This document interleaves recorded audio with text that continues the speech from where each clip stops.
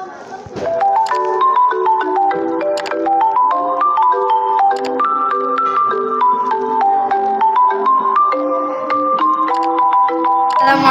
warahmatullahi wabarakatuh.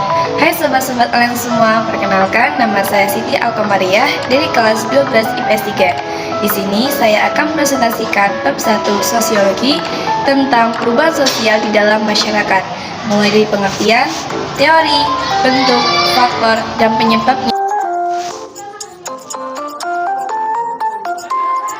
Perubahan sosial adalah perubahan yang terjadi dalam masyarakat yang mencakup aspek lembaga, budaya, struktur, norma, nilai, dan pola pikir yang berpengaruh pada perubahan positif maupun negatif.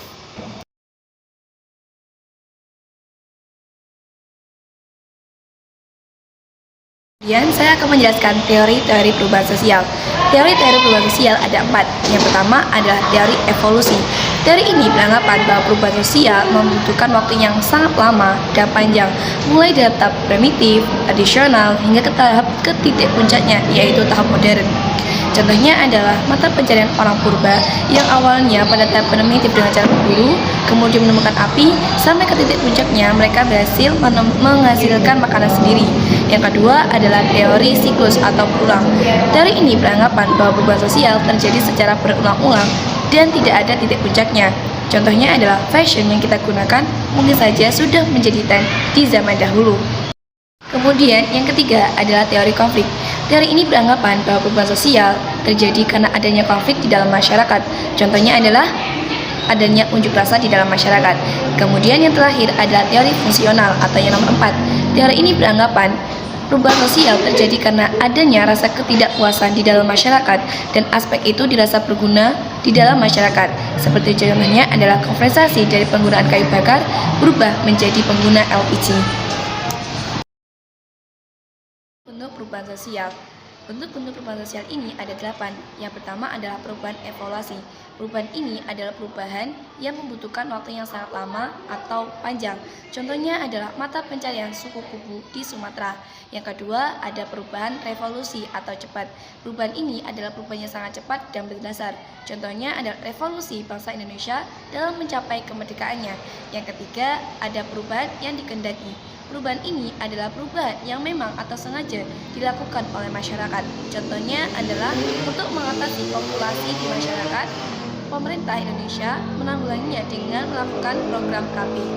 Kemudian yang keempat, ada perubahan yang tidak dikehendaki atau memang sengaja. Contohnya adalah bencana alam yang terjadi di dalam masyarakat. Kemudian yang nomor 5, ada perubahan yang berpengaruh besar, yaitu perubahan yang mengandung aspek dan berpengaruh pada masyarakat. Contohnya adalah urbanisasi. Kemudian yang nomor 6, ada perubahan yang berpengaruh kecil. Perubahan ini adalah perubahan yang hanya diikuti oleh sebagian masyarakat.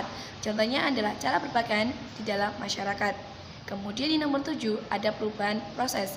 Perubahan ini adalah perubahan yang mencakup kesempurnaan atau keterbaikan, penyempurnaan dalam sebuah perubahan. Contohnya adalah bentuk kurikulum pendidikan di Indonesia yang awalnya menggunakan kurikulum KTSP berubah menjadi kurikulum Merdeka.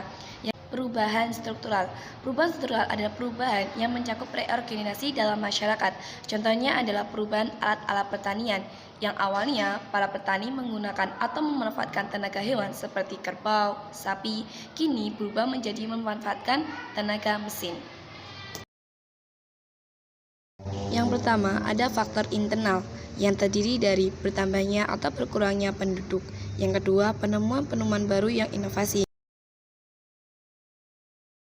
Kemudian, ada faktor-faktor penyebab dari perubahan sosial. Yang pertama adalah bertahan atau berkurangnya penduduk. Yang kemudian, penemuan-penemuan baru yang berinovasi. Yang ketiga, adanya konflik dalam masyarakat. Dan yang keempat adalah pemberontakan dan revolusi.